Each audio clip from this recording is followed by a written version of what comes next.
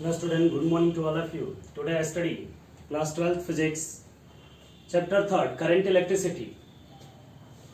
In previous video, we study about combination of cells in series combination. हमने series combination के लिए combination देखा था. अब हम लोग पढ़ेंगे cells in parallel combinations. Parallel combinations के लिए देखते हैं कि पैरेलल्स कैसे होते हैं. पैरेलल्स मतलब क्या है? When terminals of all cells, when positive terminals of all cells, when positive terminal of all cells, when positive terminal of all cells are connected to one point, are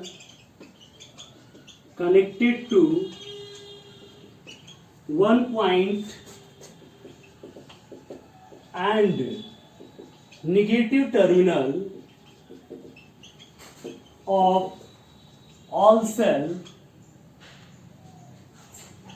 are connected to another point. ठीक है? When positive terminal of all cell are connected to one point and negative terminal are connected to another point, then combination is said to be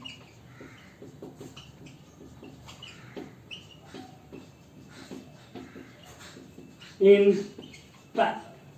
तो उस combination को हम क्या कहते हैं? Parallel combination कहते हैं. ठीक है, मान लेते हैं कि लेट करते हैं two cells of EMF E1 and E2. Late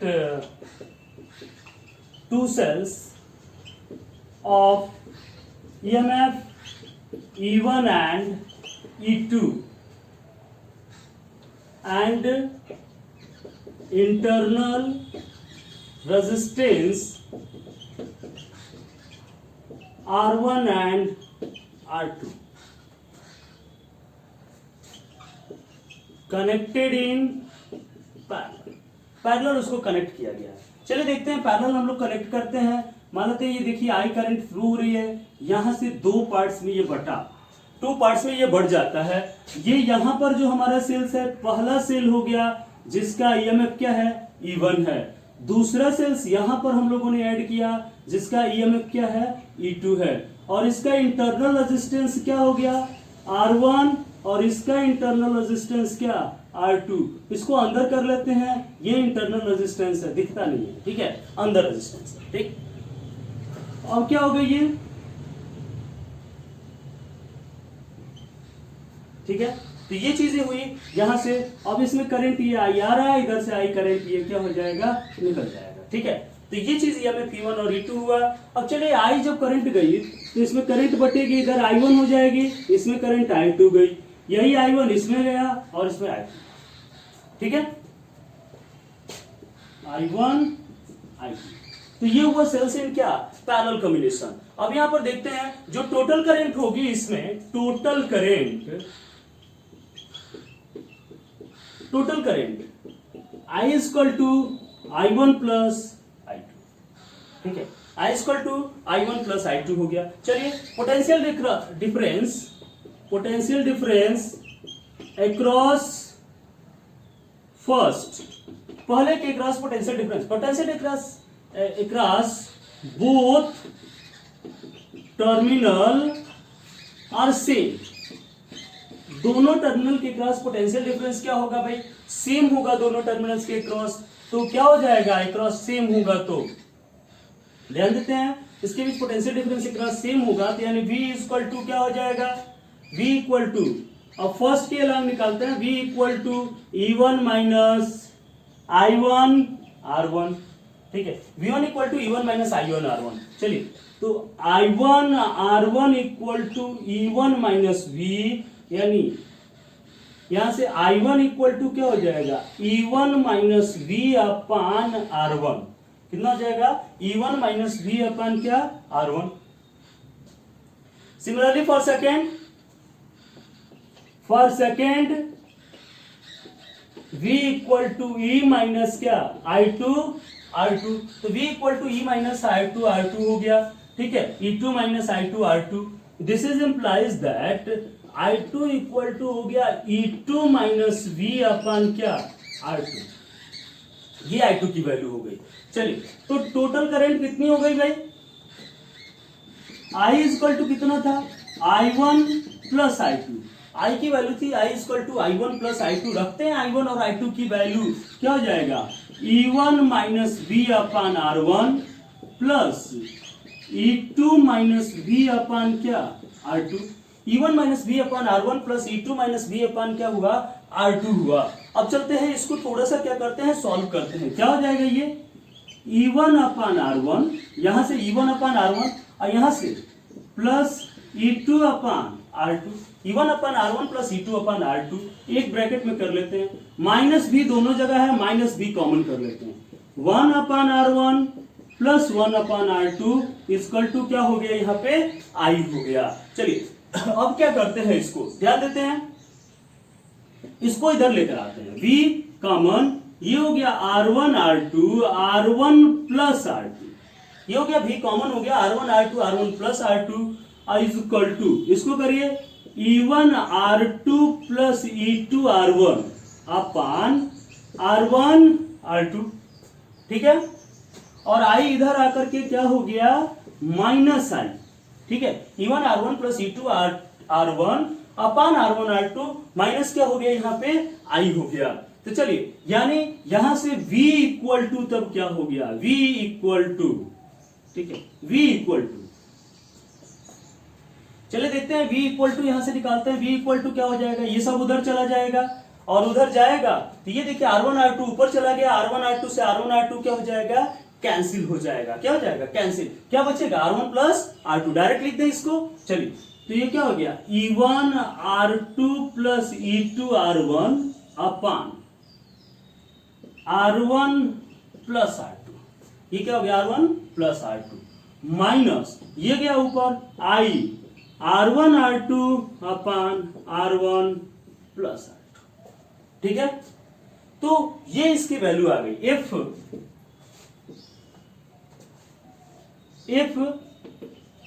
equivalent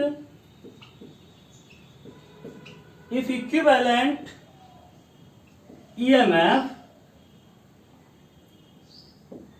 E equivalent and resistance R equivalent, ठीक है, then V equal to E equivalent minus I into R equivalent, ठीक है। This is implies that, यहां लिख दें, ये इक्वेशन 1, ये equation क्या? 2, ठीक है। तो फ्रॉम इक्वेशन 1 एंड 2, 1 और 2 से क्या हो जाएगा भाई? E इक्विवेलेंट इक्वल टू कितना हो गया? ये E1 R2 plus E2 R1 अपान R1 प्लस R2, ठीक है। E इक्विवेलेंट हो गया E1 R2 plus E2 R1 अपान R1 प्लस R2 और R equivalent equal to R1 R2 upon क्या? R1 प्लस R2, ठीक है। तो ये इसकी वैल्यूज आ गई यहां पे, ठीक है। V इक्विवेलेंट और क्या? R equivalent. फिर से देखते हैं, थोड़ा सा और अभी इसमें करेंगे हम लोग, लेकिन फिलहाल देखते हैं पैरेलल कॉम्बिनेशन मतलब क्या है कि when positive terminal of all cells are connected to one point and negative terminals of all cell are connected to another point, then combination is said to be in parallel। तो combination को हम क्या कहते हैं? Parallel combination कहते हैं, ठीक है। अब देखते हैं, यहाँ पे दो सेल्स हैं जिनके ईएमएफ क्या है? E1 और E2 है एंड इंटरनल रेजिस्टेंस क्या है? R1 एंड R2 है, आर कनेक्टेड इन पैरेलल। किससे कनेक्टेड है? पैरेलल कनेक्टेड है।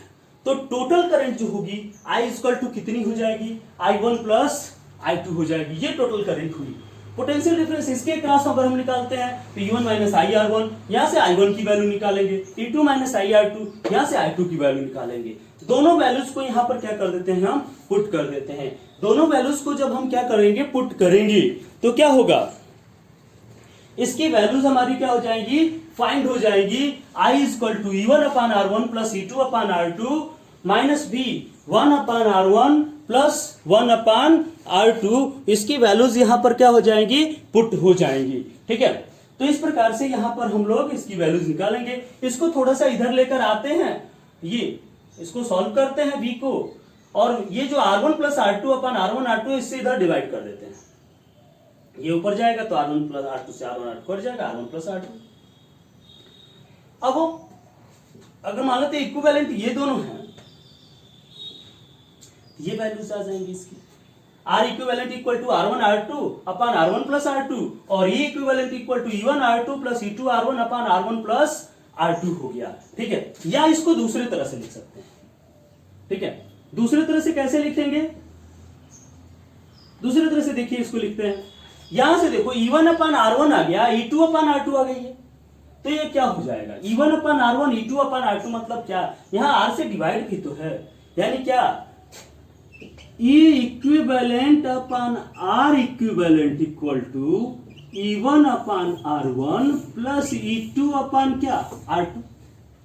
E equivalent upon R equivalent equal to E1 upon R1 plus E2 upon क्या हो गया R2 हो गया, और 1 upon R equivalent equal to 1 upon R1 plus 1 upon R2। ये देखिए 1 upon R1 plus 1 upon R2। तो इस प्रकार से इसकी वैल्यूज हम लोग क्या कर सकते हैं, निकाल सकते हैं यहां से।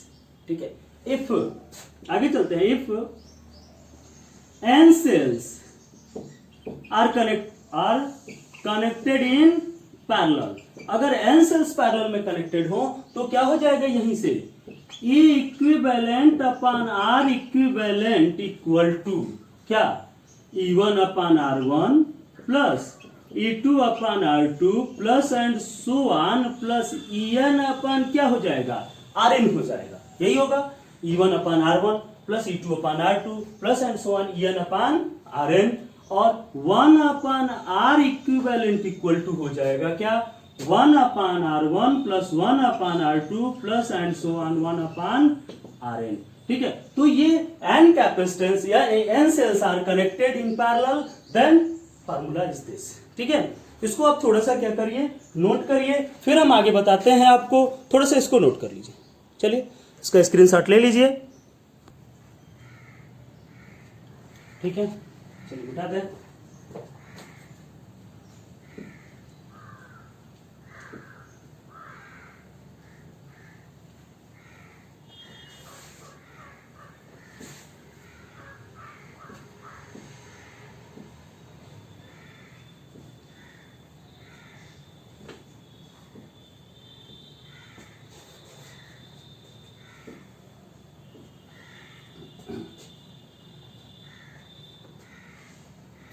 ये देखिए इसमें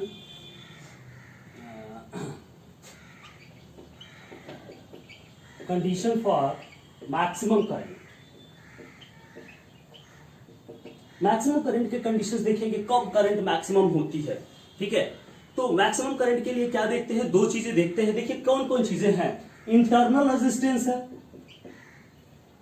इंटरनल रेजिस्टेंस है, और क्या है एक्सटर्नल रेजिस्टेंस। ठीक है, इंटरनल रेजिस्टेंस और एक्सटर्नल रेजिस्टेंस है। ठीक है, तो केस देखिए क्या होता है, when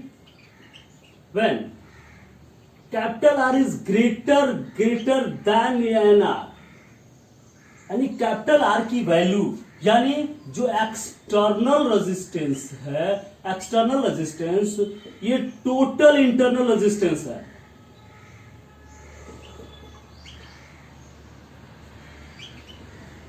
of N cell, N cell का टोटल इंटरनल रेजिस्टेंस है। अगर कैपिटल आर की वैल्यू यानी एक्सटर्नल रेजिस्टेंस की वैल्यू टोटल इंटरनल रेजिस्टेंस से बहुत ज्यादा होती है, तब then for maximum current cell is connected in parallel series, then for maximum current cells in connected in series.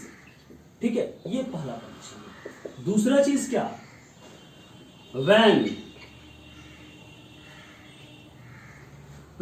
जो कैपिटल आर की वैल्यू है, कैपिटल आर जिसकी वैल्यू जो हो जाए capital R is less than R upon N, less than R upon N, यानी internal resistance में N से डिवाइड कर रहे हैं, फिर भी आर की वैल्यू क्या हो रही हो, कम हो रही हो, देन, ठीक है, ये क्या हो गया, इंटरनल रेजिस्टेंस, और ये क्या है, एक्सटर्नल रेजिस्टेंस, ठीक है। Then for maximum current cells are connected in parallel। तो सेल्स को किसमें कनेक्ट करते हैं हम लोग भाई, पैरेलल में कनेक्ट करते हैं। इस कंडीशन में सेल्स को हम लोग क्या करते हैं, पैरेलल में कनेक्ट करेंगे। जितनी भी सेल्स होती हैं सभी सेल्स को हम लोग क्या करेंगे, पैरेलल में कनेक्ट कर देंगे, मैक्सिमम करंट हमको मिल जाएगी, ठीक है। when total internal resistance is equal to external, ठीक है, then cells are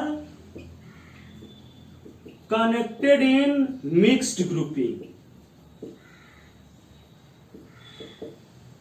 सेल्स को किसमें हम कनेक्ट करते हैं, मिक्स ग्रुपिंग में कनेक्ट करते हैं। तो ये मैक्सिमम करंट का कंडीशंस हुआ, यानी जब ये जो होते हैं किस किस चीज पर डिपेंड करता है, total internal resistance external resistance के इक्वल हो जाता है तो मिक्स ग्रुपिंग में करते हैं। जब एक्सटर्नल रेजिस्टेंस की वैल्यू टोटल इंटरनल रेजिस्टेंस से ज्यादा होती है तो सीरीज में कंबाइंड करते हैं, और जब R की वैल्यू R अपान N से बहुत कम होती है तब उसको हम क्या करते हैं, पैरेलल में कनेक्ट करते हैं, ठीक है। इसको आप नोट कर लीजिए, फिर आगे करते हैं, स्क्रीनशॉट ले लीजिए।